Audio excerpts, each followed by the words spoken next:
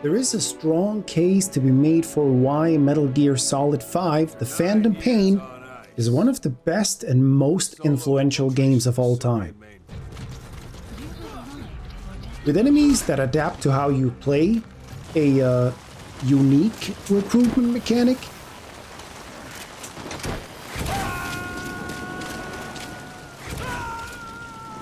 in a combination of exceptional elements not seen since the game released almost a decade ago, The Phantom Pain, as an open-world action stealth title, has not actually ever been outdone. I'm Cliffhanger DK, and today we're breaking down why Metal Gear Solid 5: The Phantom Pain is a modern classic. Whether you're a longtime fan of the Metal Gear franchise or new to the series, this game has features and mechanics that make it truly stand out. And the story, well,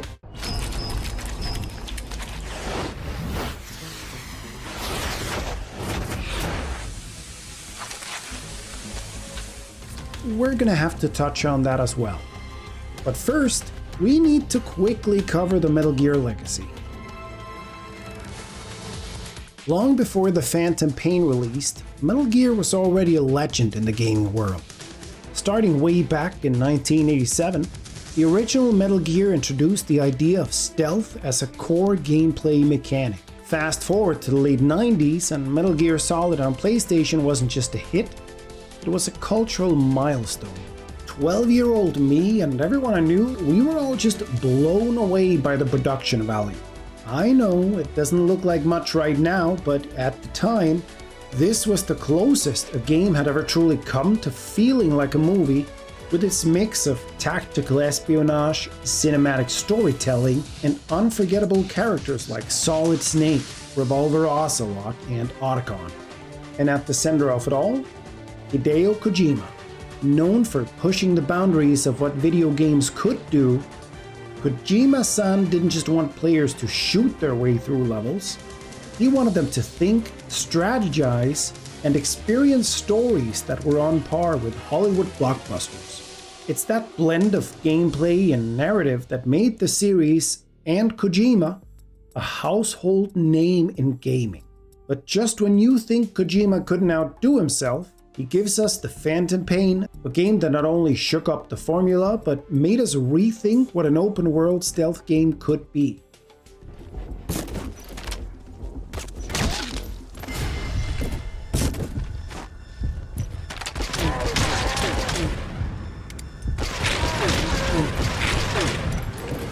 The Phantom Pain dropped the traditional linear structure in favor of a massive open world.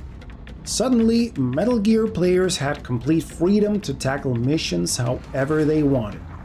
Want to sneak in and take down enemies one by one? Sure. Or would you prefer to storm in guns blazing on a two-legged robot with rocket launchers? It's there for you.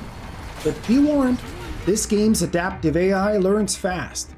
Use too many headshots and enemies will start wearing helmets. Rely on night raids? They'll suddenly start wearing night vision goggles. This unpredictability is a huge part of keeping every mission feeling fresh, forcing you to stay on your toes, even when you think you have a certain approach that works every time. Now let's talk about one of the most iconic features of the game, the Fulton recovery system. Originally implemented in Metal Gear Solid Peace Walker on the PlayStation Portable way back in 2010, this is just a fun system. To expand your base, you need to collect resources, animals, for some reason you need goats, and recruit your army. I'm not sure how you would go about recruiting an army in real life, but here you do it by strapping a balloon to a person. He's then taken back to base, and then Revolver Ocelot will, convince him to join your cause. How did you like that? Shall we go again? This all feeds back to your base, a hub area you can explore. All of the upgrades you can really do anywhere from your iDroid, and no, that is not a copyright infringement somehow. but it's still worth visiting the base, as visiting the area will unlock some cool cutscenes, boost the morale of your men, and you can even shower to get a temporary stat boost. And then there's the buddy system. For each deployment, you don't just pick your entire loadout, you can also decide who to bring with you. For some reason, the developers felt a horse would be cool as an option. Aside from getting around, I'm not sure who would ever pick a horse over a two-legged robot with machine guns, but hey, that's me and you do you. The combination of adapting your gear, changing your buddy, the adaptive AI, and the day-night cycle on top of the ever-changing weather gives the gameplay a deep dynamicity that honestly I haven't seen anywhere else.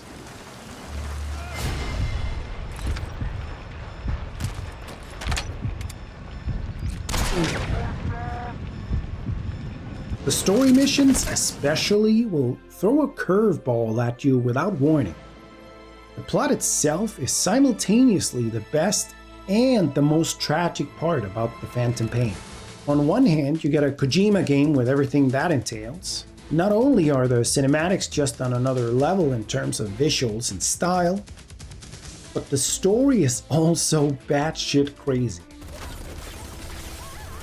Within the first few hours, you wake up from a decade-long coma, there's a man on fire trying to murder you, a boy with a gas mask flies through surfaces.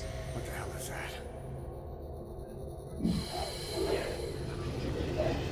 And you're chased by what looks like a flaming space whale. And that is just the first mission.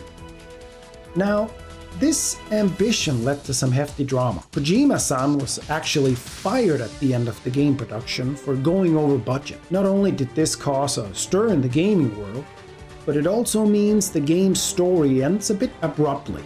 Kojima-san moved on, forming a new studio, and with time, Konami would eventually realize that the Metal Gear series needs to be treated with respect. So, at this point, I think we're ready to answer the question I asked in the beginning. What makes Metal Gear Solid 5 The Phantom Pain a modern classic? Now go! Let the legend come back to life.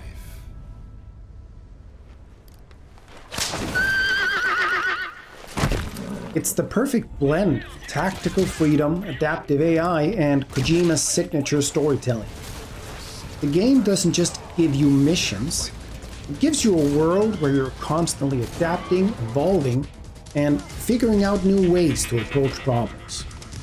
And though other games in the same genre have tried to emulate its open world freedom, no one has ever really come close to its full greatness.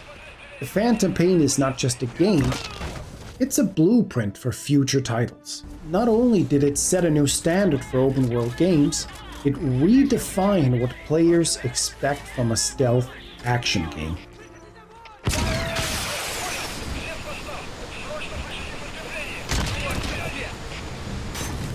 Now, if you haven't played The Phantom Pain in a while, or if you're thinking about trying it for the first time, there's never been a better time to dive in. With the remake of Metal Gear just around the corner, and Konami themselves having confirmed that a second Master Collection is in the works, The Phantom Pain is not too old to hold up for new players, while also being the perfect game to prime anyone that is excited for the return of Metal Gear. So, what do you think? Is The Phantom Pain one of the greatest games ever made, or did the story throw you off? Let me know in the comments, and if you're enjoying these deep dives into modern classics, you have to see my video on the Mad Max game that also released in 2015. Subscribe for more, and I will see you in the next one.